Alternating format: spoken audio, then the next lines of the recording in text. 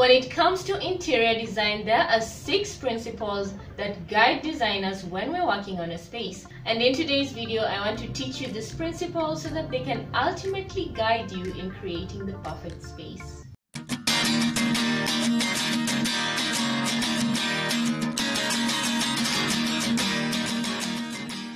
Hey guys, welcome back to my YouTube channel. If you're new here, my name is Fazati Ali and I'm an interior designer who's always giving the best tips on how to make your space look stunning. I also do DIYs and give you guys affordable ideas on how to make your own home deco pieces. I also paint, so do feel free to hit that subscribe button below and join the family. I upload videos every single week. Anyway guys, let's dive straight into today's video where I'll be teaching you the interior design principles.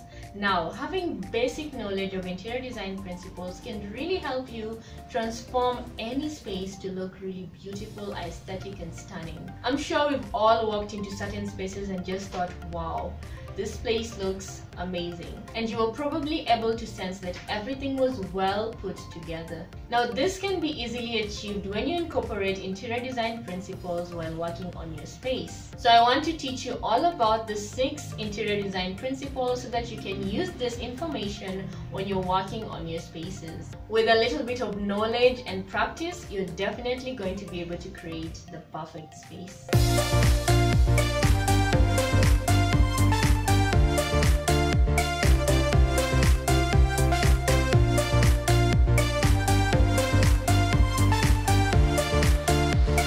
Now the first principle I'm going to be talking about is balance, and this is simply the distribution of elements equally in a space to create visual equilibrium. Now there are 3 types of balance when it comes to interior design, that is symmetric balance, asymmetric balance and radial balance. Now first of all, I'm going to explain symmetric balance. Now symmetric balance can easily be explained as when the design on one side of the room is exactly the same as the other side of the room. It's like taking an axis and putting it in the middle, and the design on this side is repeated to be on the other side too. Practically both sides just mirror each other. It's quite easy to achieve symmetric balance as elements are repeated on each side of your design. This design is beautiful and simple to achieve, but you also have to be a little bit careful not to make it monotonous or boring.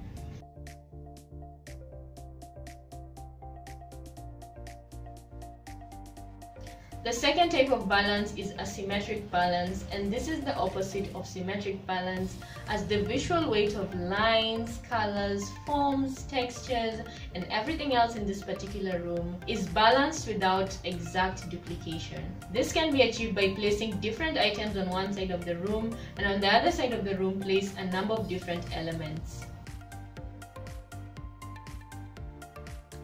It's a little bit more complex and can be quite interesting.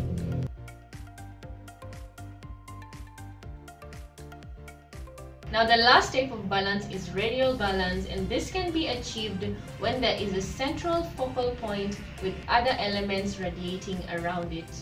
An example of this can be a dining table or a chandelier placed in a room with chairs and other furniture pieces placed around it. With this type of balance, there's a lot of repetition of form, texture, color, and so on. Now the next principle I'm going to be talking about is emphasis, and this is what we usually call a focal point. Now when you're working on a space, a lot of times we're trying to match the colors, the textures and everything else, but you also want to make sure you're creating a focal point that will be the major anchor of this whole room. For instance, if you have a room that is neutral colored, go ahead and add a bold colored painting on one of the walls or a wallpaper on one of your walls just to create a little bit of interest.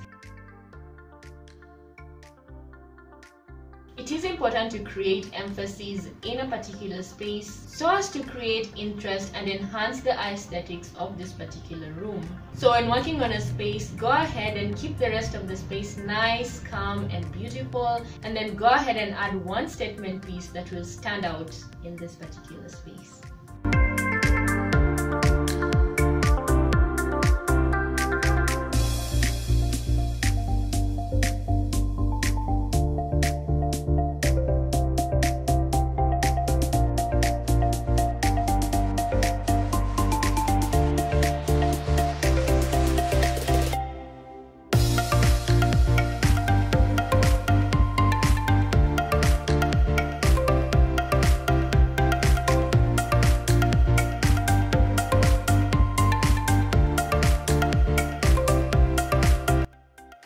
Now the next principle I'm going to be talking about is rhythm.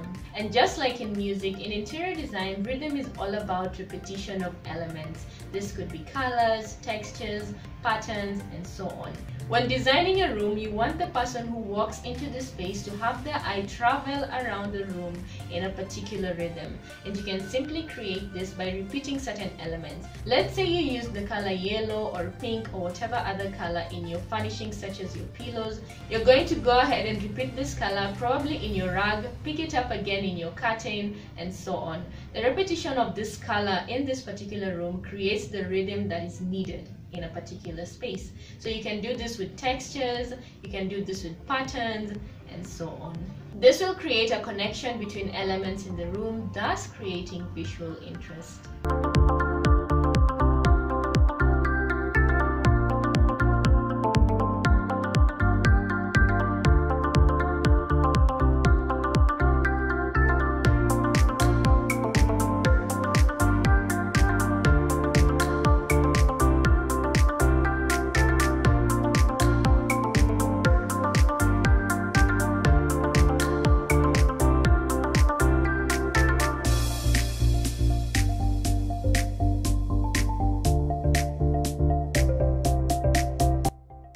Now the next principle I'll be talking about is contrast, and this can be achieved by using different elements in a particular space when it comes to colors, textures, patterns, shape, form, and so on. For example, it's when you go for white and black. If you use these two colors in a particular space, you'll definitely be creating some contrast. You can also go ahead and create contrast when it comes to the shapes. For example, having a rectangular sofa in a space and putting a round mirror at the top also creates contrast. You can also go ahead and have pillows. Some of them can be plain and the others can have patterns and textures and so on. Applying contrast in our interiors allows us to create some drama and interest in a particular space.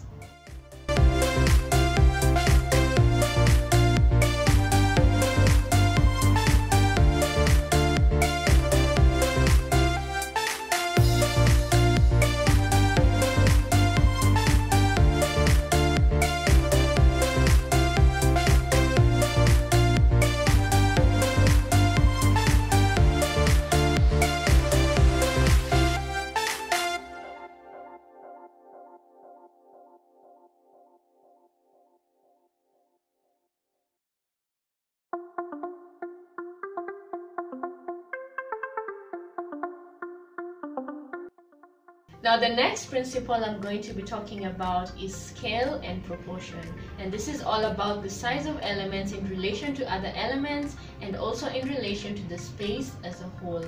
Harmony should definitely be established between elements in a space, and proportion always has to be maintained. Now an example of this is when you're picking up furniture pieces, you have to pick up side tables or coffee tables that are proportional and in scale with the rest of your furniture pieces such as your sofas and so on.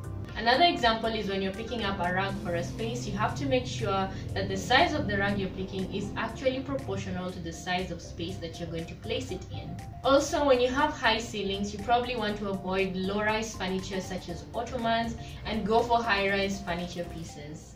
Another example is probably when you're picking furniture pieces for a dining room area. In a small dining room, you probably want to go for a round dining table, and if it's a large dining room, you probably want to go for a rectangular dining table. This will help with the scale and proportion and will allow you to create a more balanced room.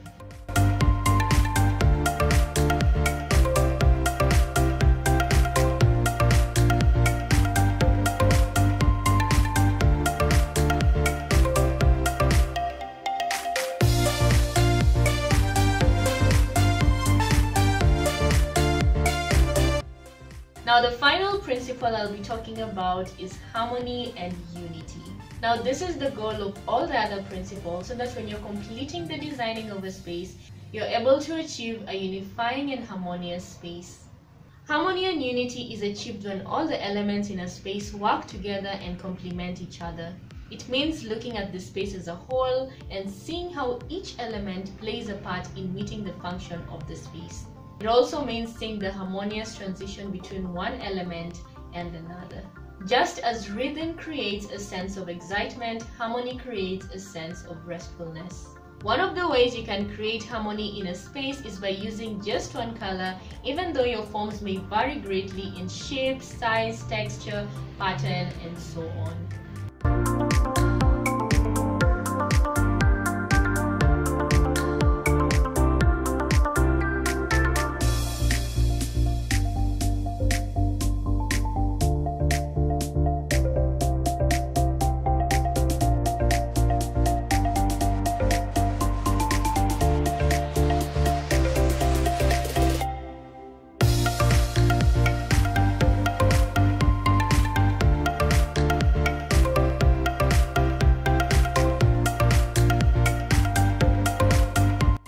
So we have come to the end of this video. I hope you guys got to learn something about the interior design principles, as these are the building blocks when it comes to designing any space.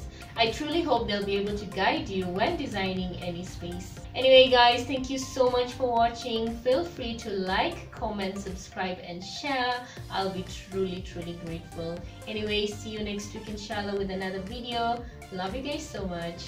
Bye bye.